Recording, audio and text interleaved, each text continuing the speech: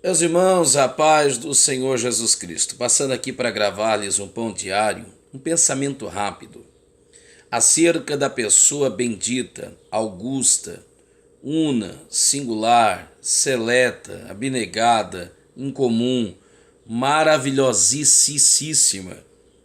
Não há como superlativar. Tudo que você colocar de adjetivos, de virtudes, você fica muito aquém deste. Eu estou me referindo à pessoa singular e ímpar do Senhor Jesus. Muito tem se questionado acerca da sua existência, que homem foi esse.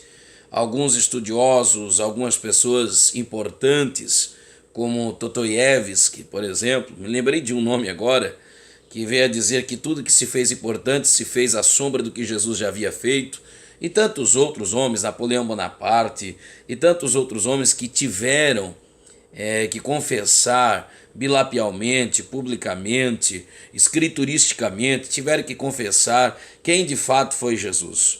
Suas obras foram irresistíveis, suas palavras foram irrefutáveis, sua vida foi simplesmente irretocável. Esse é um tal de Jesus. Mas dentre muitos questionamentos, dessa figura que dividiu a humanidade em antes e depois de Cristo, até mesmo do nosso calendário, esse indivíduo chamado Jesus, um dos maiores questionamentos que se tem acerca dele é aonde estava Jesus e o que Jesus fez entre os 12 até os 30 anos. Bom, nós sabemos que até os 12 anos temos ali alguns relances, alguns relampejos acerca da pessoa de Jesus, da sua infância, sobretudo da festa de Lucas capítulo de número 2, quando achou-se ele entre os doutores, seu nascimento e como ocorreu milagrosamente a sua existência, os seus livramentos no seu tempo de nascedouro, sua data natalícia, mostrando assim o cumprimento das profecias e que de fato ele é o Messias, ok? Embora não tivera o título de Messias, ninguém necessariamente havia o reconhecido, intitulado como tal, mas ele já o era.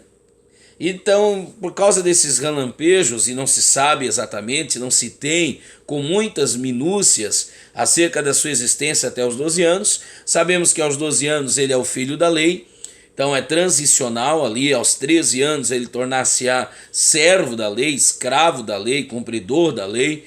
Então ele vai cumprir tudo, ele vai estar dentro das nominativas, dentro das balizas, como um bom judeu, de uma família tradicional, de uma família religiosa, ok? De uma família que podemos chamar a exemplo de uma família tradicional mesmo, uma família nos moldes do comum, do padrão moral, normal, que vai levá-lo aos 12 anos, para que aos 13 anos ele seja servo da lei.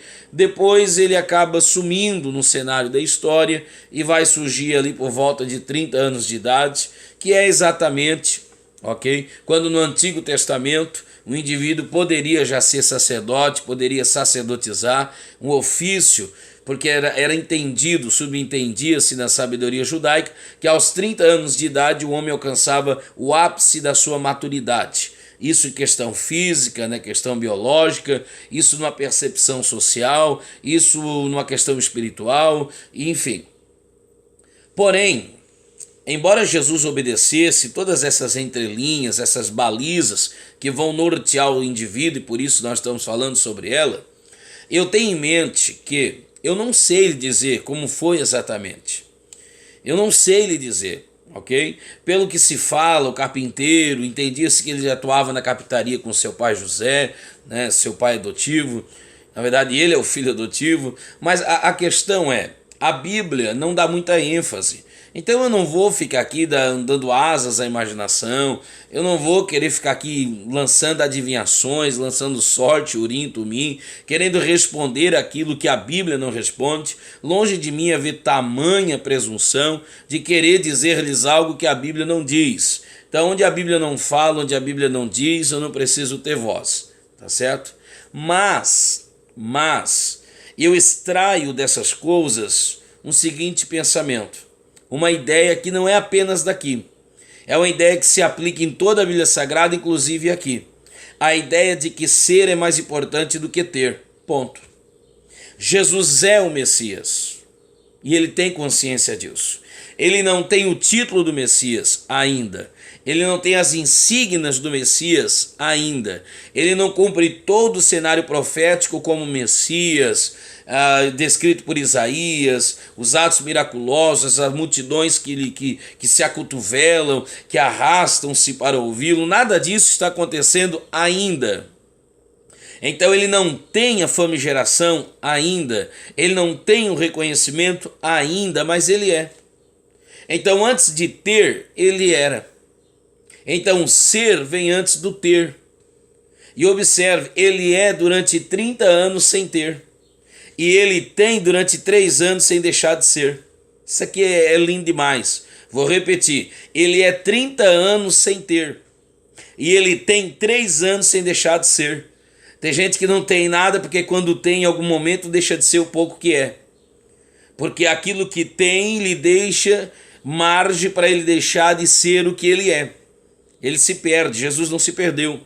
Seu ministério foi relâmpago, seu ministério foi bombástico, mas ele não se perdeu em momento algum. Glória a Deus por isso, tá certo? Quando ele teve, ele não se perdeu e não deixou de ser quem de fato ele era. Isso é louvável, isso é plausível em Jesus. Mas enquanto ele não teve, ele continuou sendo quem ele era, apesar de não ter aquilo que ele deveria ter tido e aquilo que de fato um dia ele teria a ter, porque ele era de direito. Então no reino de Deus, ser é melhor do que ter, ser é mais alto do que ter, ser é mais poderoso do que ter, ser é mais importante do que ter. Então preocupe-se em ser, não em ter. O espaço de ser condiciona o espaço para o ter. Agora o ter, quando não cuidado, pode sim esvaziar o sentido do que se é. Então ser é mais importante do que ter. Termino aqui, não quero delongar-me mais nesse vídeo. Então, em nome de Jesus, ser é mais importante do que ter. Eu não sei exatamente o que aconteceu entre 12 a 30, mas eu sei que ele não deixou de ser, apesar de não ter. Não teve título nesse tempo, não teve narrativa nesse tempo, talvez não teve nada relevante nesse tempo, digno de nota, porque se tivesse teria sido anotado e escrito. Mas ele não deixou de ser, apesar de não ter durante esse período. Então, ser é melhor do que ter. Acabou. Deus te abençoe. Em nome de Jesus, forte abraço. Não respondi a pergunta dos 12 ao 30, não tenho pretensão de responder, mas exauri daqui uma ideia, exauri daqui um pensamento, extraí daqui uma lição e lhes apliquei para a glória de Deus. Deixe seu like, inscreva-se no canal e seja abençoado em nome de Jesus. Amém.